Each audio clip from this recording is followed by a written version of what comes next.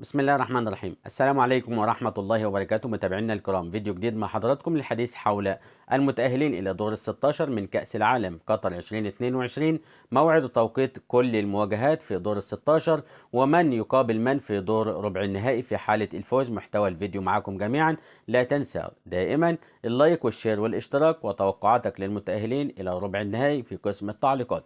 أما بالنسبة لمحتوى الفيديو فخلاص رسميا بعد إسدال الستارة على كل المجموعات والترتيب النهائي ومعرفة المتأهلين إلى دور ال16 إليكم المواجهات. ينطلق دور ال16 من كأس العالم قطر 2022 بيوم السبت 3 من ديسمبر الساعة 6 مساء مباراة، والساعة 10 مساء مباراة، طبعا بتوقيت قطر، وعلى مدار 4 أيام ينطلق وفي نفس التوقيتات التي ذكرناها لحضراتكم.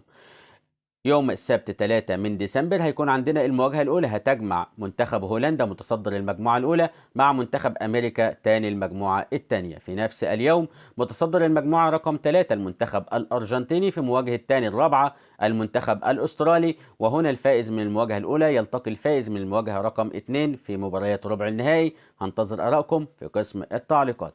هتستأنف مباريات دور ال16 يوم الأحد 4 من ديسمبر، متصدر المجموعة الرابعة منتخب فرنسا مع تاني المجموعة الثالثة منتخب بولندا، ثم بعد ذلك في نفس اليوم متصدر المجموعة الثانية المنتخب الإنجليزي في مواجهة تاني المجموعة الأولى المنتخب السنغالي، والفائز من هنا يلتقي الفائز من هنا في ربع النهائي. أيضا توقعاتكم يوم الاثنين 5 من ديسمبر هيكون ثالث أيام مباريات دور 16 واليوم قبل الأخير، متصدر المجموعة الخامسة المنتخب الياباني في مواجهة تاني السادسة المنتخب الكرواتي، وفي نفس اليوم متصدر المجموعة السابعة المنتخب البرازيلي في مواجهة تاني المجموعة رقم 8 منتخب كوريا الجنوبية. يعني اليابان وكوريا في نفس اليوم في اليوم الثالث يوم الاثنين، والفائز من هنا يلتقي الفائز من هنا. وارد جدا تحصل مفاجأة واليابان تواجه كوريا الجنوبية في ربع النهائي. هنتظر آرائكم حول نتيجتها. اليوم الأخير من مباريات دور ال16 هتكون يوم الثلاثاء الموافق 6 من ديسمبر. المباراة الأولى هتجمع المنتخب المغربي أسود أطلس اللي بنتمنى لهم التوفيق والمرور إلى ربع النهائي ثم إلى نصف النهائي. بعد ذلك المنتخب المغربي متصدر المجموعة السادسة هيلتقي مع تاني المجموعة الخامسة منتخب أسبانيا.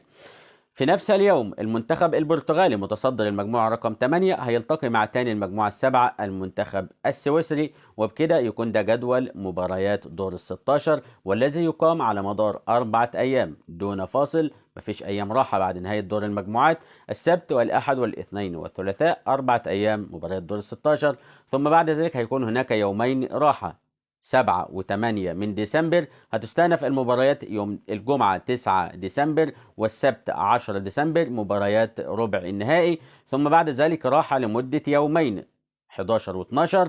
هتستأنف مباريات نصف النهائي 13 و14 ديسمبر، راحة يومين آخرين 17 مباراة تحديد المركز الثالث والرابع و18 مباراة النهائي. هنتظر توقعاتكم مين هيكون متواجد أطرافا في المباراة النهائية بعدما رأينا شكل المنافسة والجدول في كل المجموعات.